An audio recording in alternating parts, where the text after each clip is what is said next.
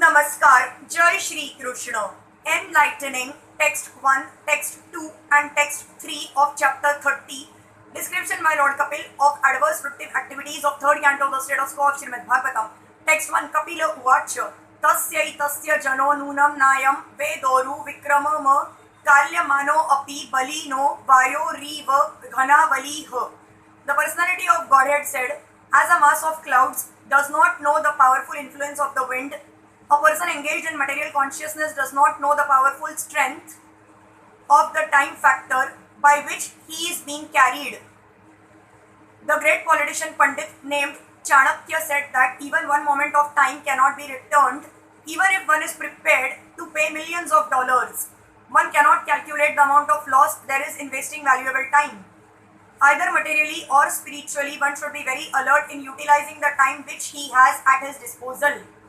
A conditioned soul lives in a particular body for a fixed measurement of time, and it is recommended in the scriptures that within that small measurement of time, one has to finish Krishna's consciousness and thus gain release from the influence of the time factor.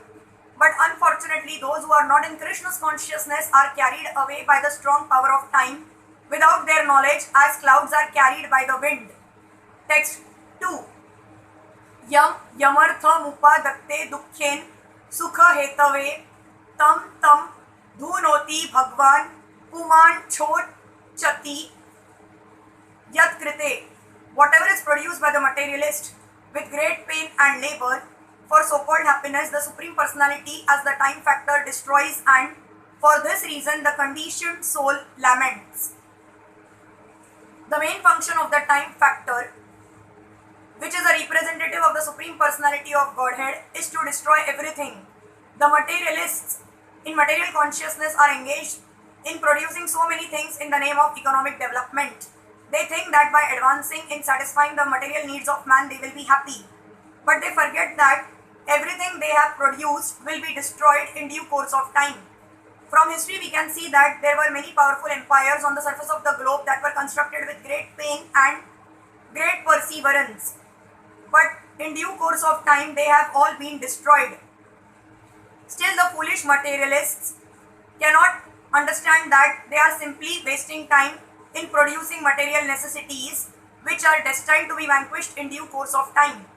This waste of energy is due to the ignorance of the mass of people who do not know that they are eternal and that they have an eternal engagement also. They do not know that this span of life in a particular type of body is but a flash in the eternal journey. Not knowing this fact, they take two small flash of life to be everything, and they waste time in improving economic conditions. Text 3. Yada dhruvasya dehasya sanu bandhasya durmatiha dhruvani manyate mohada gruha kshetra vasuni cha. The misguided materialist does not know that his very body is impermanent and that the attractions of home, land and wealth which are in relationship to that body are also temporary. Out of ignorance only, he thinks that everything is permanent. The materialist thinks that persons engaged in Krishna's consciousness are crazy fellows wasting time by chanting Hare Krishna, but actually he does not know that he himself is in the darkest region of craziness because of accepting his body as permanent. And in relation to his body, he accepts his home, his country, his society and all other paraphernalia as permanent. This materialistic acceptance of the permanency of home, land, etc. is called the illusion of Maya. This is clearly mentioned here. Moha the Gruha Kshetra Vasuni.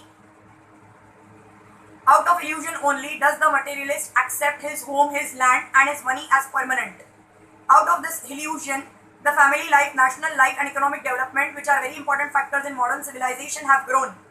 A Krishna conscious person knows that this economic development of human society is but temporary illusion. In another part of Srimad Bhagavatam, the acceptance of the body as oneself, the acceptance of others as kinsmen, in relationship to this body and the acceptance of the land of one's birth as worshipable are declared to be the products of an animal civilization. When however one is enlightened in Krishna's consciousness, he can use these for the service of the Lord. That is a very suitable proposition. Everything has a relationship with Krishna. When all economic development and material advancement are utilized to advance the cause of Krishna's consciousness, a new phase of progressive life arises. Hare Krishna.